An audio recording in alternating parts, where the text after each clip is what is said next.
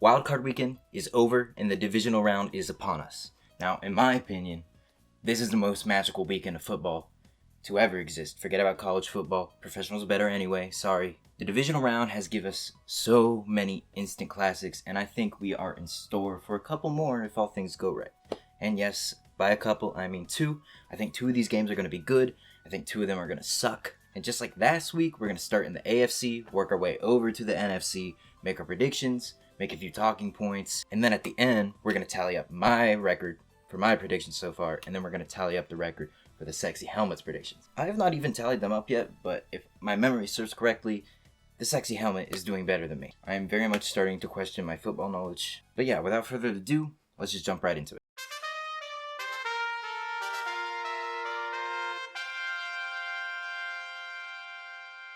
The Houston Texans versus the Kansas City Chiefs. If you didn't know, the Chiefs are really good. Not only are they really good, they're well rested. Mahomes has never ever lost the divisional round. He's 6-0, I believe. Not only is he undefeated in the divisional round, he plays very well during the divisional round. Maybe his best football of his career. On the other side of the coin, you got the Texans, who aren't very good in my opinion. I mean, they're good during the divisional round of playoffs.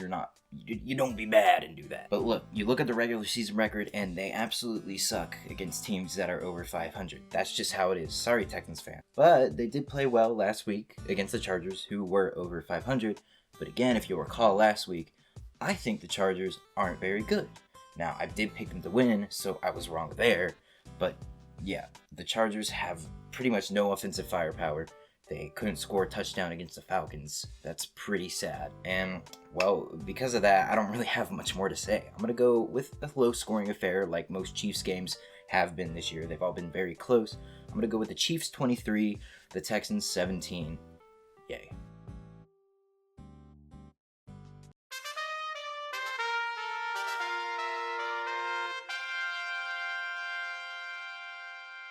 Alright, next up, Ravens versus Bills. This obviously has the potential to be a complete barn burner. I think it will be. I think this is going to be an all-time classic. So let's just get into it. This matchup happened earlier this year in Buffalo, and the Ravens pretty much had their way. They won 35-10. It was pretty much a blowout. Lamar Jackson did whatever he wanted, and Josh Allen basically couldn't get anything done. The Ravens are one of the most balanced teams in all of football, both with their offensive attack and their defense. They're just really good on both sides of the ball. It's going to be really, really hard to stop Lamar Jackson. He is insane. I think he's the MVP. I just don't know how you beat this guy. On the flip side, Josh Allen is also insane. I want to pick the Bills so bad here, but they have less weapons. I think they're not as balanced as the Ravens.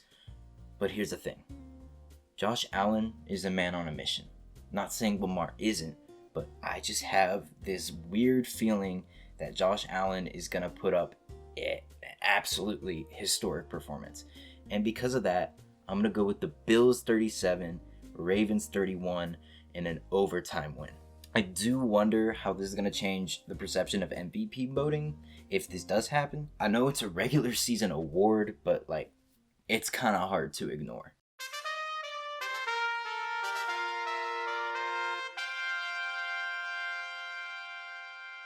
All right, now moving on to the NFC. We have the Commanders taking on the Lions. Oh boy, the Buccaneers. I will just always enjoy that. I will never not enjoy the Buccaneers losing. Of course, I'm talking about the Commanders, or the Cardiac Commanders, as they're now known as, winning on a last-second doinked field goal to send Tampa Bay and Baker's stupid-looking ass home. Here's the thing about both these teams. They score a lot. They both score on over 50% of the drives. The difference is that I feel like the Lions score a lot more touchdowns, and the Commanders, a lot of those are ending more in field goals. Now, don't get me wrong. I still think the Commanders have pretty prolific offense. Jaden Daniels is going to be so good for so long. Sorry, Commanders fans. I just jinxed you. He's going to get injured, and yeah, sorry. But in all seriousness, Jaden Daniels will run a lot. It will happen. Their biggest flaw, in my opinion, is Dan Quinn. Not shocking coming from a Falcons fan. I think he leaves points on the board way too often. I think he makes silly mistakes. I think he makes poor decisions. And I think it's going to cost him in this one. Again, the Lions score the football a lot, and I think they're going to in this game. Now, they do have those injuries on the defensive side of the ball, but it honestly hasn't really plagued them too much. They're still winning. They're still playing at an elite level. I just expect them, with their extraordinarily dynamic offense, to not dominate this game, but kind of be firmly in control the whole time. So because of that, I'm going with the Lions 31, Commanders 20.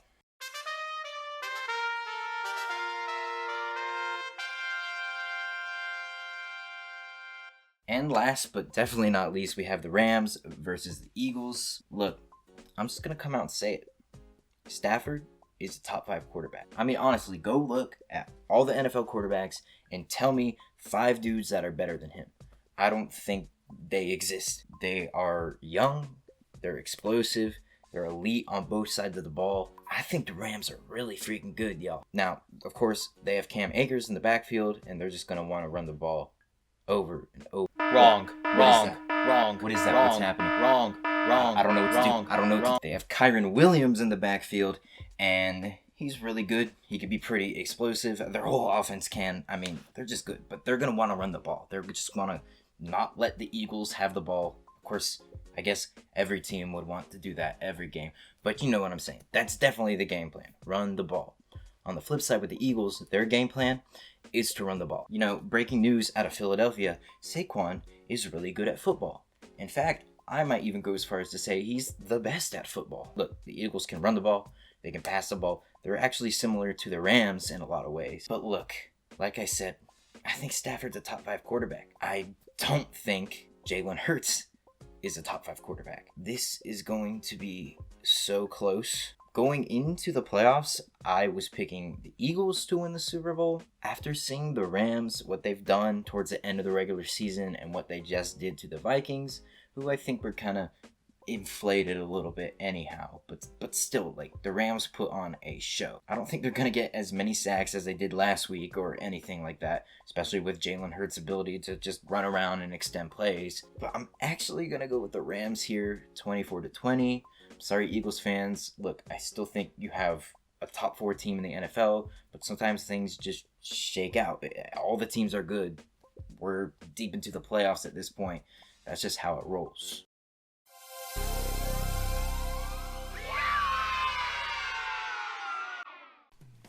So far, I'm 3-3 in my predictions. Not great. I thought I'd do better. And the helmet, which picks completely randomly, is also 3-3. So I'm about as good as a random number generator. So that really boosts my football knowledge, self-confidence. But enough about that. Let's just dive into the predictions. First up, we have Texans versus Chiefs.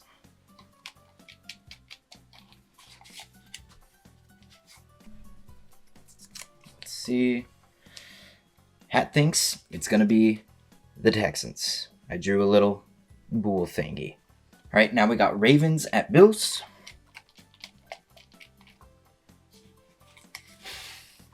Let's see.